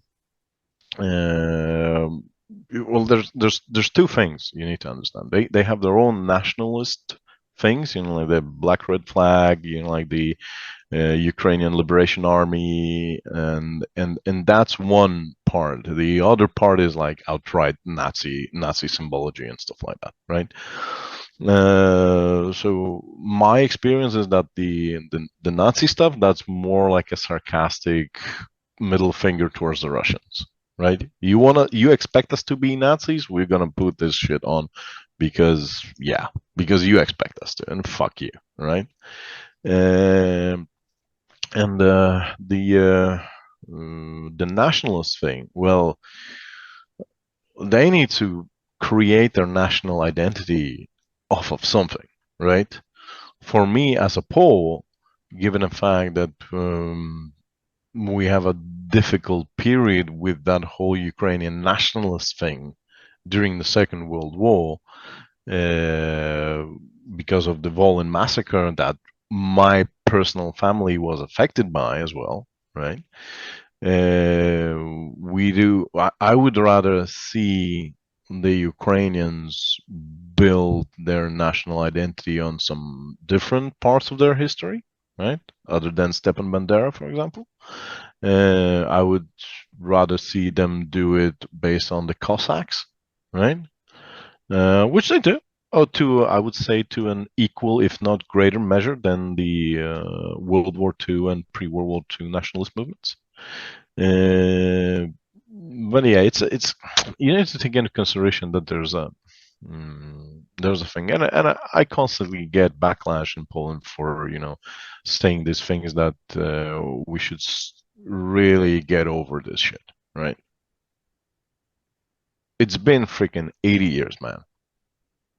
Yeah, it's been 80 years, and because I really get agitated sometimes when people are just going like, oh, but it's like they murder so many thousands of people and stuff like that. Yeah, but you sort of forget that 20 years prior to that, we sort of invaded one of the independent Ukrainian republics, the Galician Independent Ukrainian Republic. We literally invaded, unprovoked invaded that and conquered it, right? So what the hell do you expect those people to be thinking about 20 years later, right? Yeah. You're like, and you're like, Central Europe is a very interesting place because it's always been a cauldron of different factions and countries and religions just outright slaughtering each other. There was literally since 1945, right, all the way up to 2022, that was the longest period ever in Central European history that we didn't have a major war going back and forth across the whole region. Yes. Right? We used to have that's how, for example, the everybody says, "Oh, Polish girls are so nice, Ukrainian girls are so nice looking." Yeah, because genetically we have everybody. Because they all just went back and forth all the time, raping their way across, right? And our gene pool is because of that is great, right? And this is exactly what it is. You know, like I don't really like to go into all of these historical things that people tend to get really agitated about, because like first and foremost, right? Even when it comes to this war, first thing that comes off in a war is white gloves. Nobody's clean. Yeah. Neither side is clean. Right? In any conflict, right? Because it's war, right? You can be on the side that's predominantly morally more inclined to be the good guys, but end of the day, you are killing the other guy, right? So, and as a NATO soldier, you said white gloves come off, and there's lack of accountability. As someone, NATO soldier, and you're governed by conventions and laws of armed conflict and all of this. How does it really sit with you, seeing a lot of these laws being broken by Ukraine as well? We're seeing K-51 riot control grenades being used, which is a direct breach of the CWC. We see many executions via drone, as well as shooting Russian guys as well. And that's what we see on video. And we know if it's on video, well, it's far more that isn't filmed. How do you see that as a NATO trained soldier? Do you think there'll ever be accountability for that? Because it doesn't matter the uniform, that you're governed by it. It doesn't matter if it was Taliban or Russian or North Korean. It doesn't. The law doesn't say that. But there seems to be zero accountability. Or if you bring it up, it's you're a Putin sympathizer rather than well. No. Well, there's definitely gonna be accountability, but only to the side that actually gets to lose, as it's always ever been.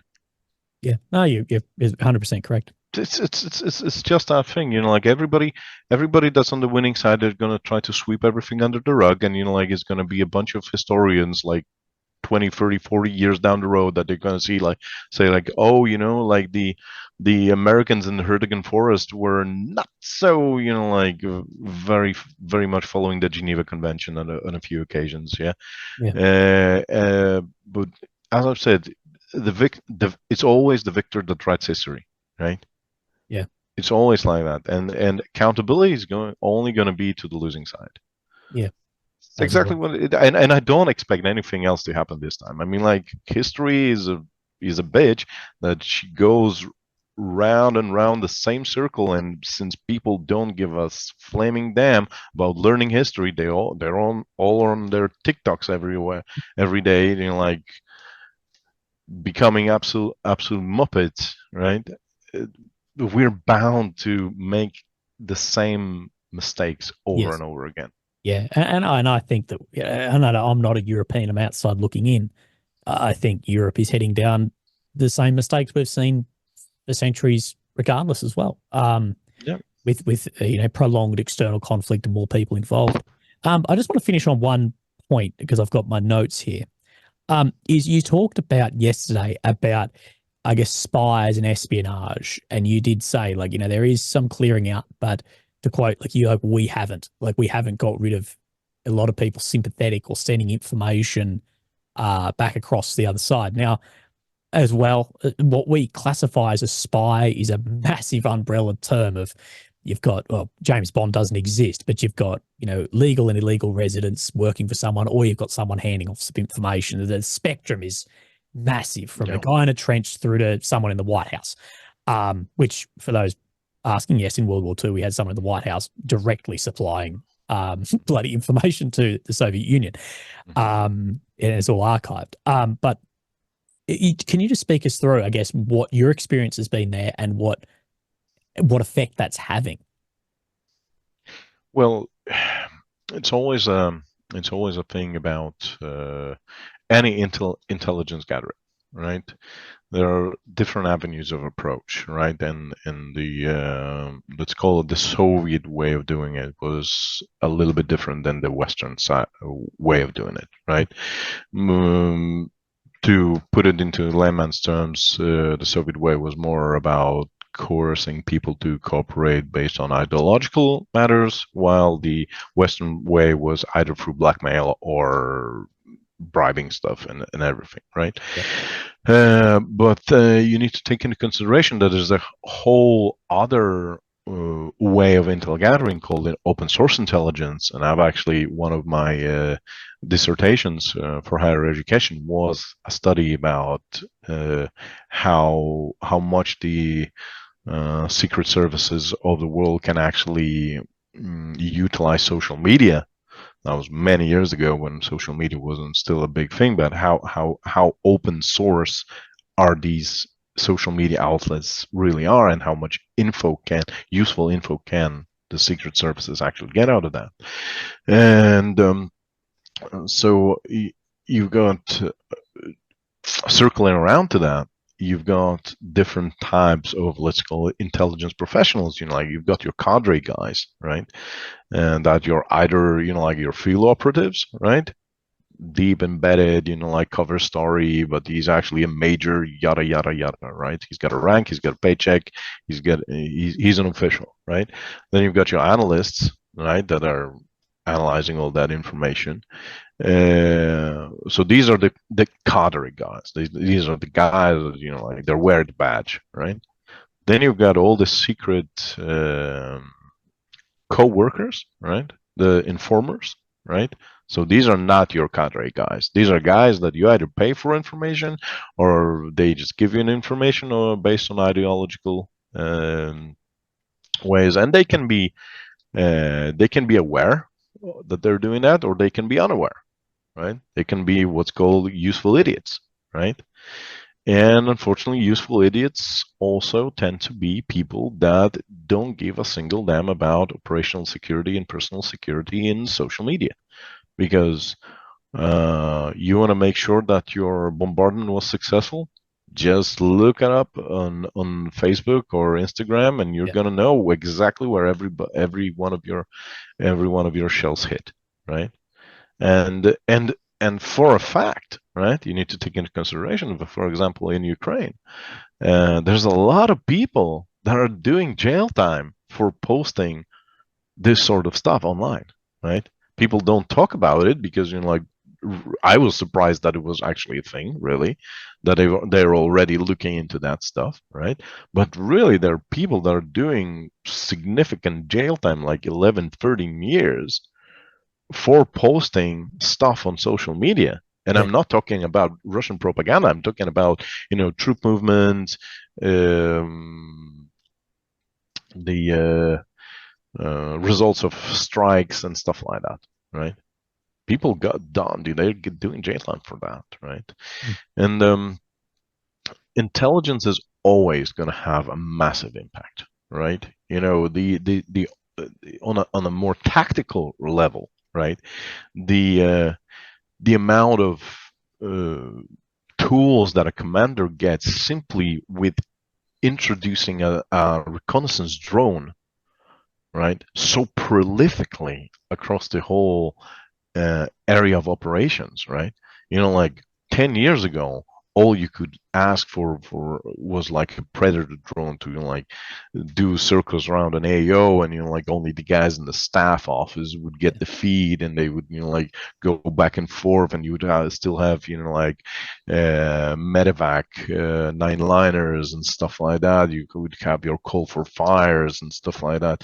None of that is happening anymore, because like there's a drone operating, giving the feed to the staff that has all the artillery guys there, right? You just tell them, I need somebody to sort this freaking tank that's in front of me. Okay, and they do all their calculations at the stuff. They see it from the drone. You see it from your own drone, right? So you know that you don't need to go out now because there's a freaking tank just 100 meters down the road, right? You just wait for those guys to sort it out. Yeah, you're making sure that you're not doing more stupid stuff, right? You're not risking as much thanks to all that information, right? And then you make sure all your guys come back, and none of the other guys get to go back home, right? And it's a constant tug of war.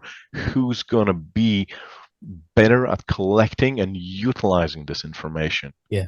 Yeah. That was the thing. You say collect and utilize. This is the thing about my fairly large reading into the KGB through defectors and files and everything, is the KGB, who of course became the FSB in Russia and the SBU in Ukraine, and are feared, similarly, were fantastic at collecting. They were great at collecting, shit at utilizing. They got too caught up on trying to hunt down enemies of the state rather than utilize actionable intelligence for the front.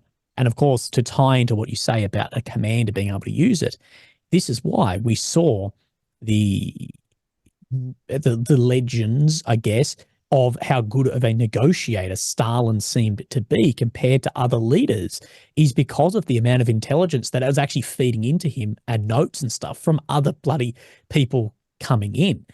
And that was really interesting to see, because I was like, well, these guys are fucking, what the fuck? How could he have, that? And there was other, leaders around the world at the same time saying, like, this guy doesn't seem like he'd be able to negotiate and talk like this. And it is the amount of information coming to, whoever's in charge. And now with the commanders on the battlefield just have so much more intelligence available to them. But one thing I will say is, Ukraine and Russia being very close countries, the people with a lot of contacts across, that there could be a lot of intelligence leaks going back and forward as well. And Zelensky said the exact same. I believe it was Zelensky or Zaluzny, after the 23 offensive, said they knew where we were going to go before we went there. Well, they knew where you're going to go because you told them about that on every single media outlet there was. That's right? true. Yeah. Yeah, there was a trailer. Yeah. It's another thing. It a little bit circles back to the corruption thing, right? Because you need to understand that in all post-Soviet armies, and the Polish army, unfortunately, is also a good example of that. Although in the last few years, I've seen a lot of work, fortunately, being done to limit this sort of activity. Is we call this the tragedy of success, right? What do I mean is that in order not to get bollocked, everybody up the chain of command just lies to his superior, saying that everything is A-O-fucking-K. Yeah. Right? Because he doesn't want to get a balking, right? So then you I think Perrin did a very good he did a very good material, a very good podcast about this particular thing. Yeah, it's called lunch with him next week. yeah, he's a really good guy, and I watch him quite a lot because his analysis are very, very on point in most cases. And he actually called this the way that the Russians call it and the Ukrainians call it Vranyo, right?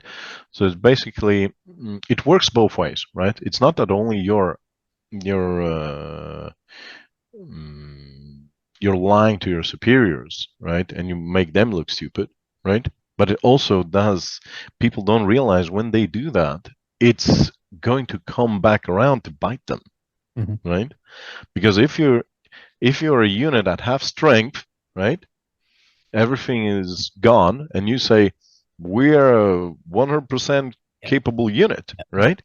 What type of tasks do you think the staff office is going to give you? Yes. Yeah, of course. It's going to give you tasks based on the amount of people and equipment and material that you reported that you have. And then they go give you a task that is completely impossible, and then you get frustrated because they're giving you an impossible task that's definitely going to get everybody freaking killed, right? But you don't want to get a bollocking, so you will lie that you can surely do it. Yeah, and it's like a catch-22 situation that people put themselves in, right?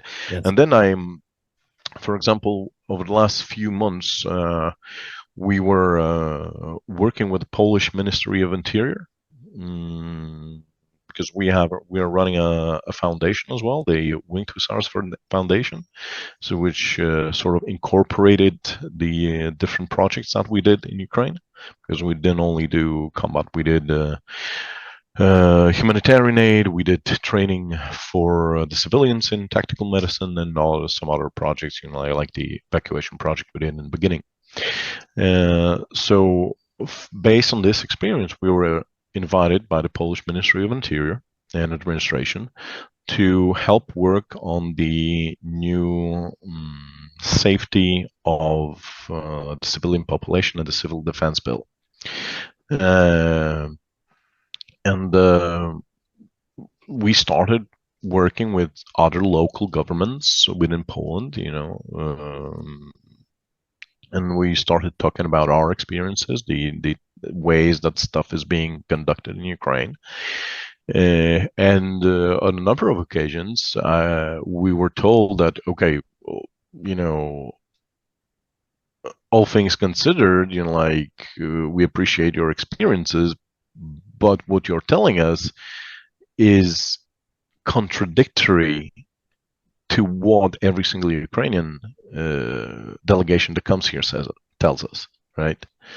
And I go like, well, Mr. Director or Mr. Minister, you need to take into consideration that there's a little thing called Branyo in Ukraine and in Russia, and the information that general or colonel or whoever you're meeting, the information that he has is based off somebody's report. Yeah.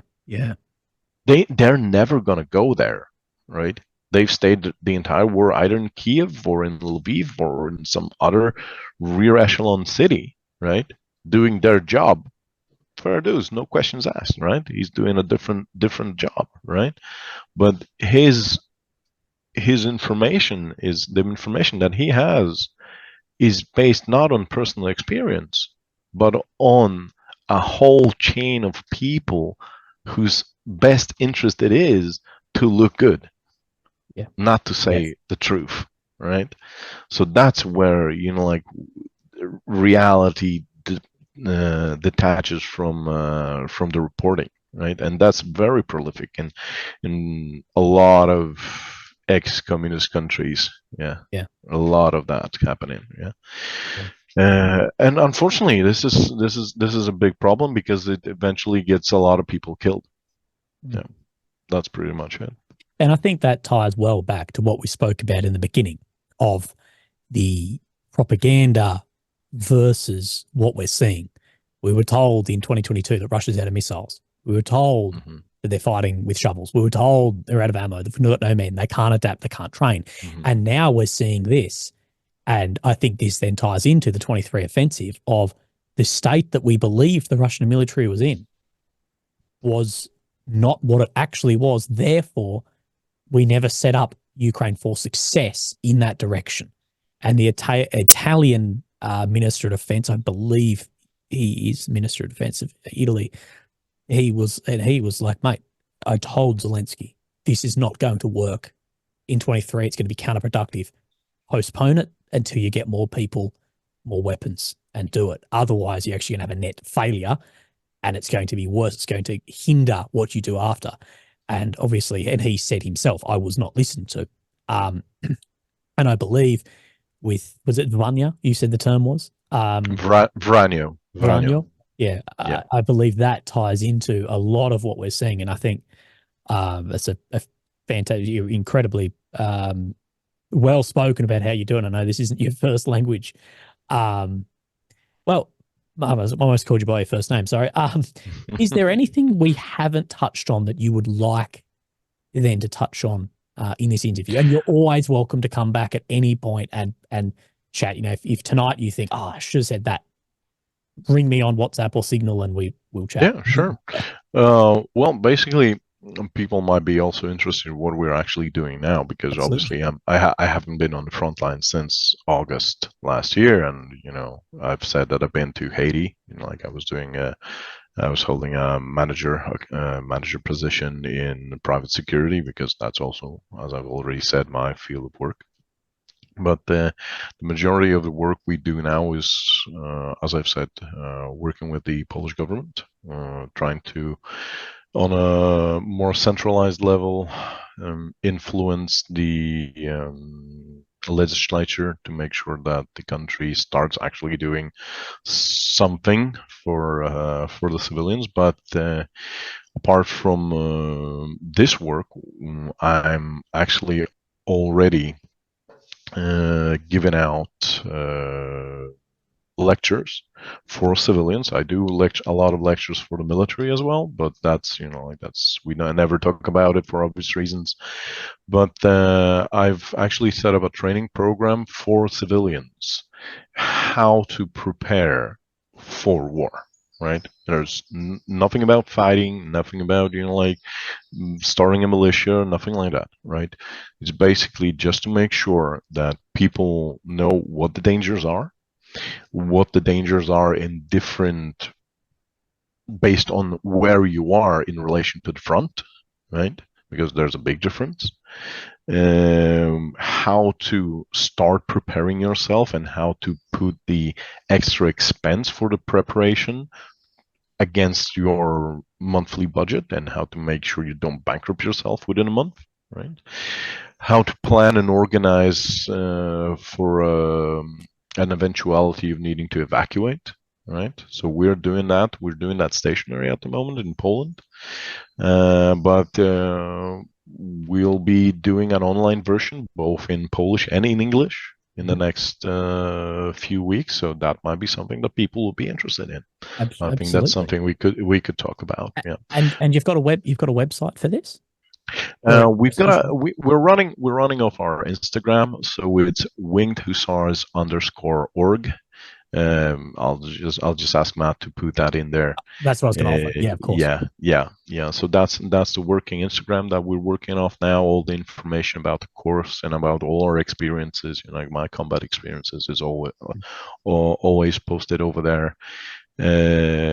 Because this is the medium that we gathered most followers through, and setting up some other platforms is a little bit of a hassle by now. There's not too much crazy interest into Ukraine topics anymore. The donations are very, very scarce at the moment.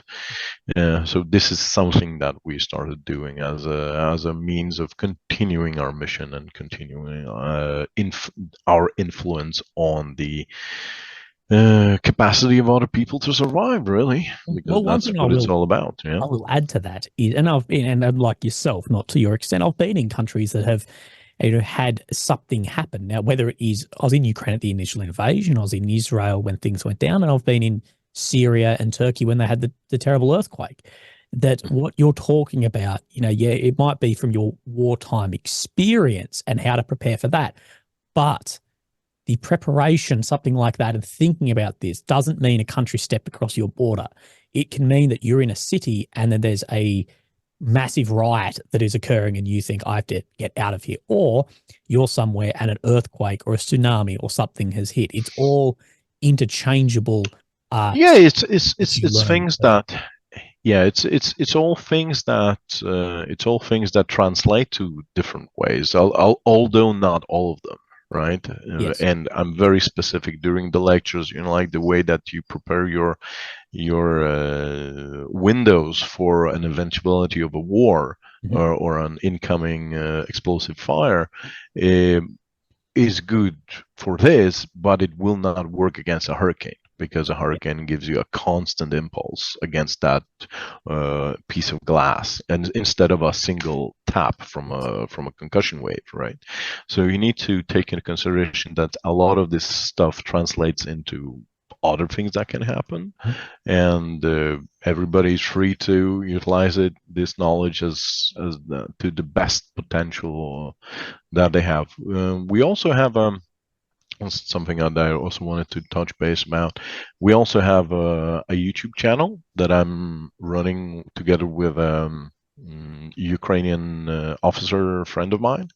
He used to be one of the editors for the Flashback podcast. Now he's running our channel. So it's on YouTube, Winged Hussars UA, and we'll just put a link to All that good. as well. And yeah, and we were doing all sorts of stuff, podcast commentaries, and nothing major, nothing to the scale of Matt over here, but slowly but surely we're also talking about some different things, and there are some other topics that we're going to touch on in the next few months.